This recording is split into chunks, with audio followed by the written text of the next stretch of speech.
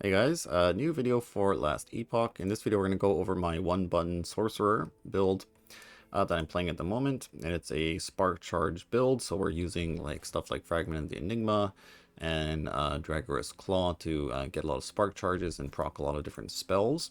We basically only just have to use Mana Strike, and then everything just kind of like procs on its own and applies all the damage. And even our defenses are all, or like, and our buffs are all automated. So like I have my Flame Ward set up to cast when I'm stunned and stuff like that. So actually you can just play this with just one button and maybe just push teleport every now and then, and stuff like that. We'll get into what I'm doing with the skills and all that eventually, or a little bit in a little bit. But for now, we're going to go over kind of the character will run a monolith and that kind of stuff. So this build is sort of like a, there's two stages to it. So right now I'm playing a ward-based version. And eventually we're going to move over to a mind over matter build, you could say, like with the Fractured Crown and the damage taken before mana for health kind of setup. But until we get the items for that build, we are stuck playing a ward-based version.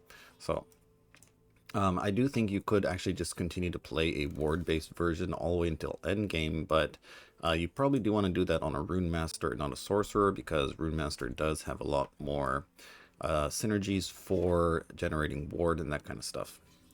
Okay, so let's run a quick monolith real quick. We are in empowered monoliths. 100 corruption. I have another timeline at like 140. I'm just farming up my blessings right now, but we'll just jump in and see what it looks like. So you guys can kind of see the gameplay of this character. So our gear is okay. It's not really good. Not really that bad, but gets the job done so far. In the corruption, this level of corruption is no problem. Actually, leading up to empowered monoliths, just on the regular monoliths, I didn't even die once, like the whole time. And I had like, I wasn't even res capped. I was like 30 cold res and like 30 fizz res. I think now I have a little bit more, yeah. But yeah, pretty good character, very tanky, because we do have a lot of ward regen, or yeah, ward generation, I guess. And damage from the spark charges is pretty insane. Like even on single targets, we'll find a one of those mages so you guys can kind of see what it looks like. Hopefully he's not too far out of the way. But yeah, spark charge is really cool because, like, well, first of all, it has very good clear because you just kind of they have very big AoE, so you just put like a spark charge up and then everything kind of dies. And then also is you can like shotgun with the spark charges, so it's kind of cool. All right, so we got our mage over here. Let's pop him out. And we can do a little bit of cheese with the, oh, he's already dead. What do you call it? Snap freeze. Pretty amazing for just like freezing harder enemies, but you can see the damage is pretty damn good. Those mages, he just died just like instantly. Alright. So, let's go over to the objective. It is a little bit far, but do our best to maybe just skip some of these guys here. I do have haste set up in my flame wards. We'll just use flame ward haste, kind of just like run over there.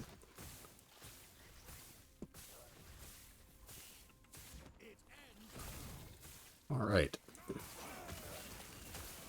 And you see the boss objective too. Well, we actually are dying from the damage over time, but pretty easy, right? Okay, so let's get into the character, how I'm building it. So on day one-ish, I obviously I didn't have all these unique items, but it was still totally fine to level with just like I was using a staff at some point, just with like some spell damage, and I had some swords I was using, and just some catalysts for ward retention and that kind of stuff. But basically, you can play this completely with 0 items all the way up till you actually do get your uniques, which is pretty cool.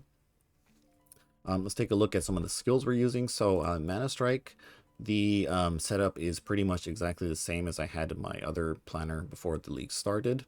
We're going over to the Spark Charges, Mana Storm, and then we're making it ranged. Then we go for Rune Sap, and there's a couple other points I have, just some crit and that kind of stuff.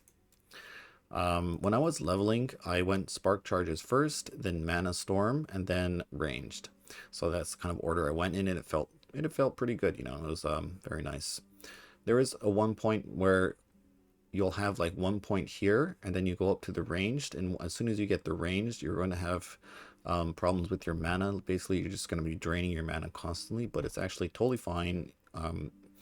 Once you get it ranged, you just go over here, and then after a few levels, it'll be fine. And even if you are draining your mana, Mana Strike costs 0 mana, so it's no problem. You just keep attacking.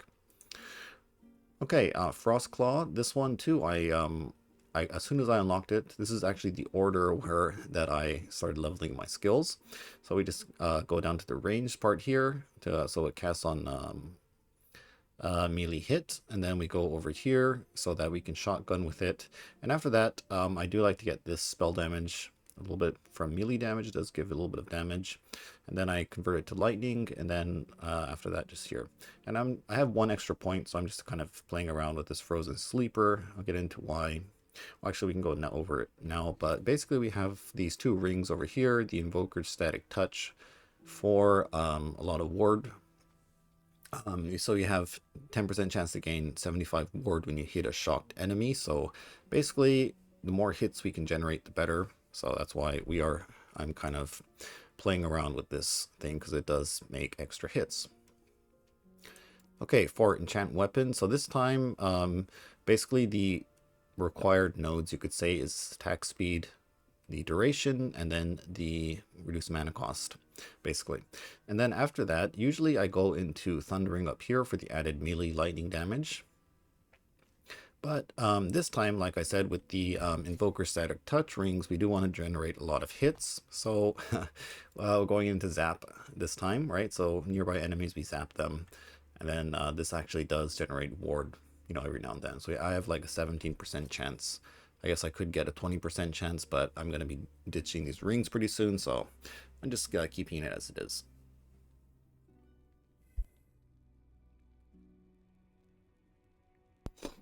Alright, so let's go over the other skills. So we have Flame Ward. Flame Ward, I just have it for the extra charge, cast when stunned, and then we're just going into damage, and then Flame Runner, so we get haste. So whenever I use my Flame Ward, I can get some haste, and I use this to just kind of run around and complete the Monolith a little bit faster. So this setup is sort of, I don't know, tailored to just kind of like blast through the Monolith, complete it as quickly as you can. And this time, so we're not using Arcane Ascendance. Before I was using Arcane Ascendance, but like I said, we want to complete the Monolith a lot faster.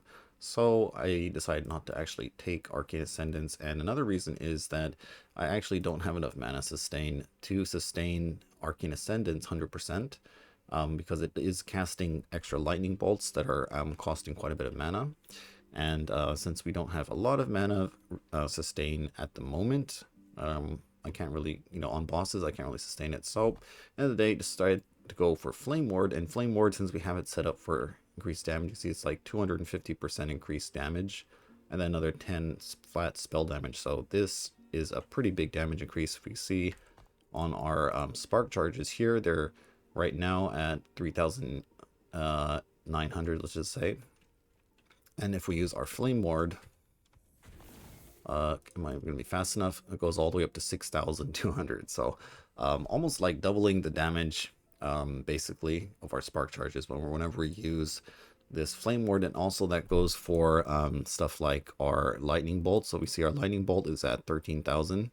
If you use Flame Ward, it goes up to 22,000. So pretty nice to use Flame Ward as a damage cooldown as well.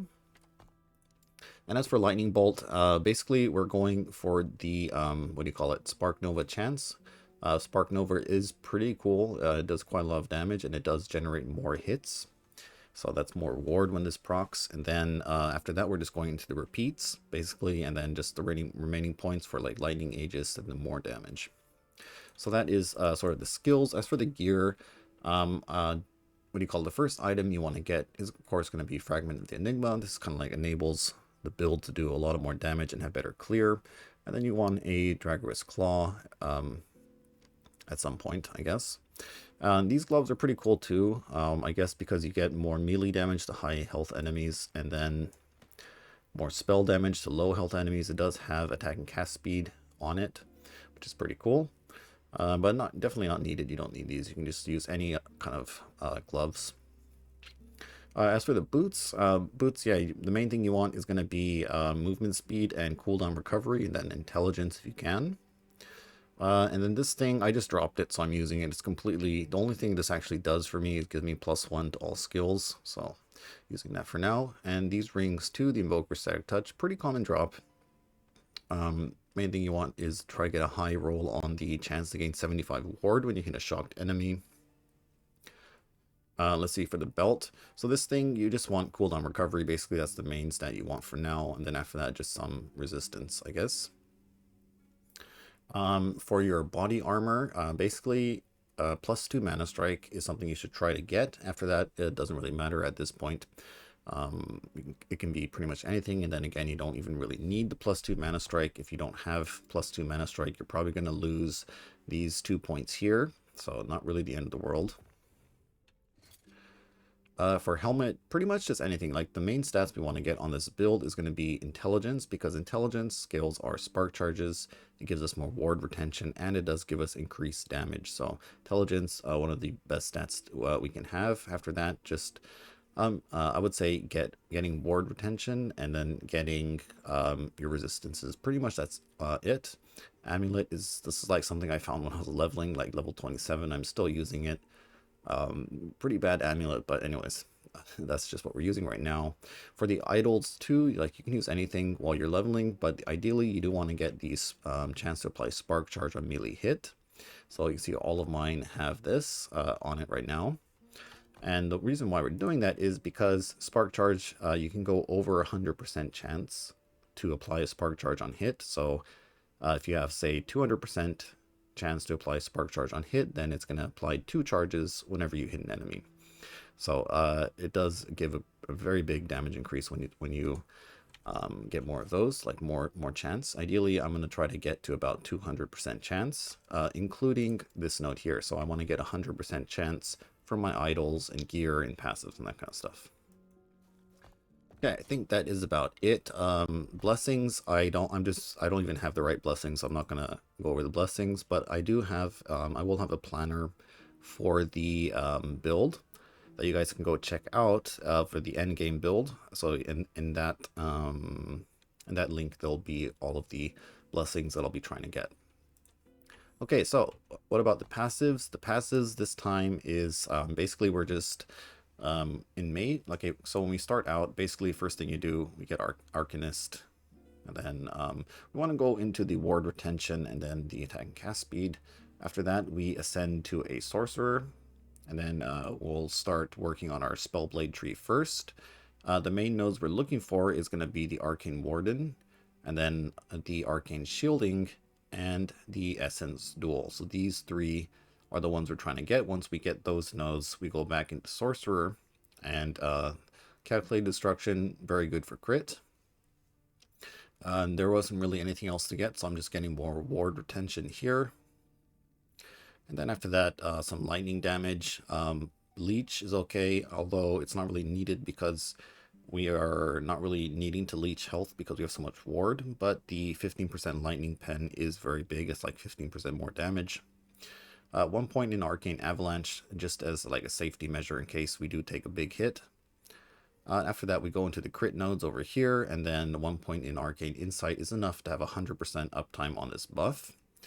And after that, distant spark. So this actually is pretty cool because every time we crit from at least 4 meters away, which is pretty decent. I think it's like around this. So pretty much all the time, as long as you're in range a little bit, you're going to be getting this.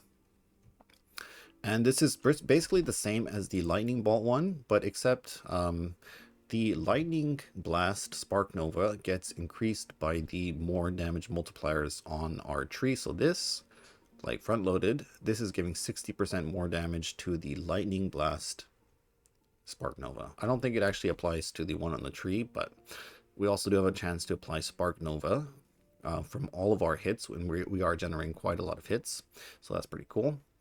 And then we get the cooldown recovery, and then I'm working on getting the spell damage. So that's sort of the character as it is right now. Pretty good. Had a very smooth time going through, just the axe, going into my first normal monolith, and now in the empowered monolith, everything has been pretty smooth. I don't really think I have died that many times. I wonder if I can see it somewhere. I'm not really sure, but yeah. So overall, very happy with how the build started out, and probably today or tomorrow, maybe, or sometime this weekend, we'll be able to get all the items we need for the mana stacker. And the main items we do need is going to be, first of all, the fractured crown. And then after that, we're going to need our endurance gear, and I do already have a few pieces prepared, or I'm starting to get some. So I do have some gloves over here. And then I think I had some rings somewhere. I'm not really sure. Oh, I did find a T7. What do you call it? A relic, which is cool. Put this on our Stormcarved Testament. And I think I did have some rings, or maybe I don't have them anymore. I'm not really sure what happened to them. I'll have to go look at those. But yeah, slowly getting the gear for switching over to the mana stacker. And yeah, I think that'll be it for this one, guys. Thanks for watching, and let me know if you have any questions about the build or anything like that. And I'll see you next time.